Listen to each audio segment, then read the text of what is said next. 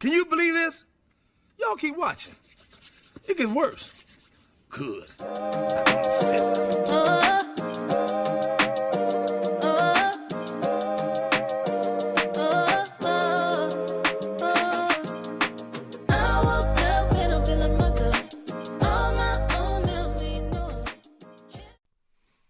Because I be feeling like everybody lying. Nigga, you lying. What's up, good people? Check this out. So I'm going to answer 3 emails that I received in reference to some of the recent events. So my first one is about DEI. And those who do not know what DEI is, it's diversity, equity, and inclusion. If you don't know more about it, you can kind of look it up, see what it is. But it's basically a remix of all of the affirmative action things that were set decades ago. Asked me what I felt about DEI removal from Target, or the requirement of DEI, and how Target removed several of their DEI program type apparel and I guess product. So I had to say this first. DEI was attached to the civil rights of black people. It was. Even the birthright was for slaves. That's what it was about.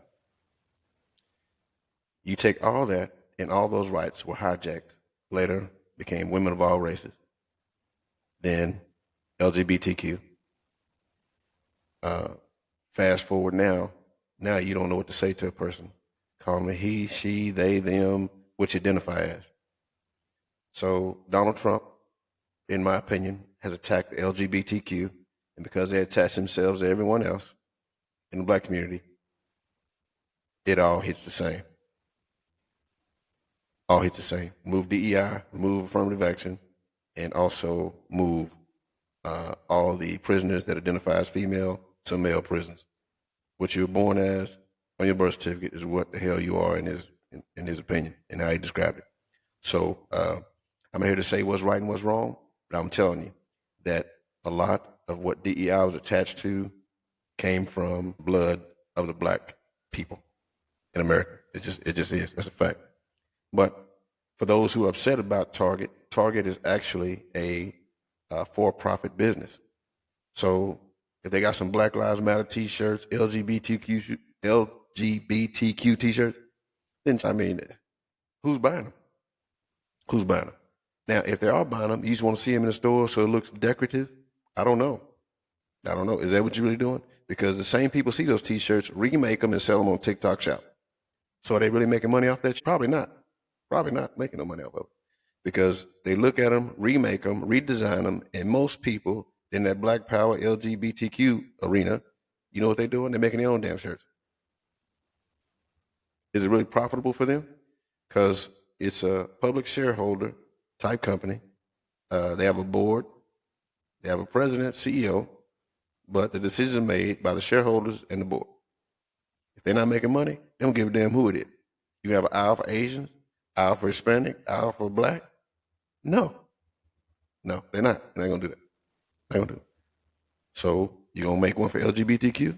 They did. Now they removed that. But I'll tell you what, this is the biggest part of it. What people don't realize, that affirmative action and DEI, the people who benefit the most from those things are white females. I'm going to tell you one more time. For all you that are upset about DEI, the people who benefit the most from DEI and affirmative action are white females. Think about that. All the smoke screens and all the things that are put in the media about, oh, he did it because he's black, did it because, well, sometimes it does happen. But more often than not, what you don't see is the benefits that white women receive for it. That's a fact. Look it up. Columbia Study 2016, Columbia Study 2021. You look at the other jobs. Anywhere around here, you will see a minority female. There's a supervisor, highly educated, all the marks, and they are all over America. Minority females. But at the top of that list is white female. Promise you. Promise. Look at it, you'll see. But again, and I'm going to attach that to people like Al Sharpton. I saw a video this morning of Al Sharpton walking through Costco talking about he's making a buy-in at Costco, but it's DEI that he's on, right? So he's walking through Costco with I don't know how many black people. I don't know how many black people at Costco. But I got one question. Well, I got several, actually. The first one is this. How many Costcos you see in black neighborhoods? Every Costco is at least 5 miles from a black neighborhood. At least 5 miles from a black neighborhood. So, Mr. Al Sharpton, my question to you is, how many black businesses did you pass by to get to Costco? How many?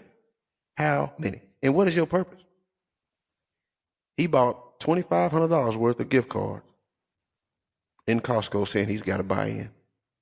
If you're really on this black power shit, how about you buy $2,500 worth inside a black store that you pass by on your way to Costco? I don't understand this bull. So, yeah, the people that think it's okay, no, it's not okay. If you're really on this black power shit, right or wrong, that's fine. If you're really on that, think about this. How about supporting the black people in the black community first? Did that go the way you thought it was going to go? Nope. If you're worried about Target putting their DEI inside the store, get your own damn store. If you got that much money, that many black folks is concerned about it, have them come buy some black t-shirts off TikTok shop from a black person. Do that. Because I'm telling you, the only people that benefit, or who benefits the most from DEI and affirmative action, is a white woman. It's going right back to the white family that you so mad about. So you're fighting for something that don't benefit you at the most. It does not benefit you. It doesn't. It does not. And this is not about race. It's just that people are talking about it, so I'm going to address it. Somebody asked me a question, so I'm giving you the answer with facts. You fighting for something that don't benefit you. And you pass by all the black stores that you say you supporting. I just got one question. You in New York, how many minority, let's just say, stores of color? Asian, Chinatown, Jamaican stores, black stores, FBA, fundamentally black Americans, all these groups. There's an acronym for everything. So how many of those did you pass by on your way to Costco? Because I don't know any Costco's in the black neighborhood. Nope. They're at least 4 or 5 miles away. At least. Even in a congested city, they are not close. They're not close. It's going to be a major highway, a major road, a river, a lake, or something to separate Costco from the other community. It just is. Look around. Look around. It is. So anyway, that's my thing about DEI. And my other question was about border. The border. What are my thoughts about the border? Well, this is my concern. I understand his idea, Donald Trump's idea. Not saying it's right or wrong, but I would question, is there a better way to do this first? So those that know me know I was a detective, right? So if I'm interviewing someone, it's about building rapport first. Then once I exhaust those options, then I put down the fire. I lay it down, right? But I give you an option to do the right thing first. I get an option first. Let's work together first. But if you don't let me, then I lay it down. If I start out with all the firepower up front, you're not talking, you're not saying anything, you're not cooperating, I can't get shit out of you now. Because I started out too hard. And now, where do you go from there? You're already up there. Now how do you back off of it? You started out too strong. I think it's a progression type thing that would be an option. I would say should have been an option in my opinion. Other part of it is this: how do you control that border that way? I understand keeping them out, trying to deport them, but Mexico is a sovereign country, which means they don't have to cooperate with America. They don't. They don't have to. If you want it for murder, you can go to Mexico, and they may not have to extradite you. They may not. They may not extradite you. Then you got these other sovereign cities and sovereign states, and they don't have to cooperate with the federal government. Half the people they arrested and put in jail, know what happened? They were released. A lot of them were released. So what are you really doing? What are you really doing? How far is this going to go? And how much of a show are you going to put on until we realize that, hey, it's probably we need to probably explore other options first before you do all this. I don't know. It's just not I think it's aggressive. It looks cool. But what is the end result? Then you think about there's more than 60 million Latino or Hispanic people in America that are documented. The ones that are documented, more than 60 million. You think about the cartel. If you put them on the California border, they go to the Texas border. Moving from the Texas border, they go to a whole nother border, right? You just keep chasing them back and forth on either side. Now, you can put tariffs on them and try to put force on them, but it's going to increase the prices of food and all the trade and whatever else that they provide for us and we trade for. It's going to affect the common person, right? So that right there is something I think that is has to be thought about or considered before putting so much firepower down. And if you're dealing with a cartel, now I studied guerrilla warfare when I was in the Marine Corps. Guerrilla warfare means there's no front to the enemy. You don't know where they are, guerrillas, right? Now they call it terrorism. Very similar, but there's no front to them. So if you got 60 million Hispanic people here already in the United States, and you start trying to keep them out, they're part of the infrastructure. They're part of a lot of things that move in America already. They're buying land. They're doing things that other people are really, the average American is just not willing to do. They work hard, provide a lot of services. Now, if you start threatening them and their livelihood, and they're connected to the cartel who has no front, let me tell you something. I hope that no congressmen, no senators, and their children don't get attacked, because that's how they roll. That's how they roll. You can stop and deport all the ones you want, but I promise you, at some point, there are going to be some people threatened, kidnapped. That's just how they roll. How do you keep up with all that? How do you? How do you? Just a question. Now, if he's successful, so be it. But I would much rather see another option first before you start putting down the firepower so quickly. Because you can't get out the gas. Once you're on it, you're there. It's like a missile. Once it's launched, it's launched. You can't pull it back. Yeah. And if you do pull it back, you look stupid. So, yeah. Now, my third question was about Michelle Obama not attending the funeral of President Carter and not attending the inauguration with Obama. That hurt me. Shouldn't have, but it did. The reason why it hurt me, because the only black president up there and his wife is not there. She's not sick.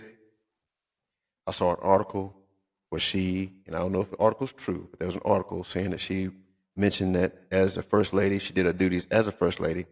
She is no longer an active first lady. She doesn't feel like traditions and things that they do, she needs to be a part of. That is horrible. Just the visual alone. You can be the president of the United States, and that woman, who is a reflection of my own type, she's a reflection of me, and you can't tell her shit. Won't even respect her husband. The president of the United States, only thing you loyal to is your feelings. A lot of women that look like you look up to you. And the women that look like you will make excuses for you. I'm not making one. I'm telling you that it is bad at that level for the only black president to not have his wife with him, mad or not, agreeable or not. Hillary Clinton is with Bill Clinton, and she introduced him after he got impeached in 1998, and after he supposedly got fellatio inside the Oval Office. She said, introducing the President of the United States, my husband, Bill Clinton.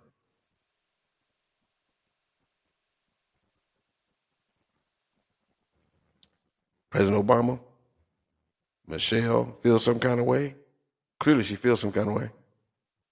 Only thing she's loyal to is her feelings. And I'm telling you, I lost a whole lot of respect. Not that my respect for her even matters, but it's very bad for all of us for her to do that to the only black president of the United States. Can't tell her nothing. Nothing. That's symbolic of a lot of things. And I'm not going to get into it today. But those are the 3 questions I answered for today. If you have any more questions, email me, DM me on Ask Walt Podcast. I have several interviews coming up. I interview people from all walks of life. And me and a good friend of mine, we're in a position to try to mentor to many young people to try to thwart or be a deterrent for crime and things like that, to try to keep some of these young boys out of penitentiary. So anyway, that's a whole nother story. But y'all take care. Appreciate your time. Please like, share, subscribe. Till next time. Bye. Not really. Maybe. It's classified.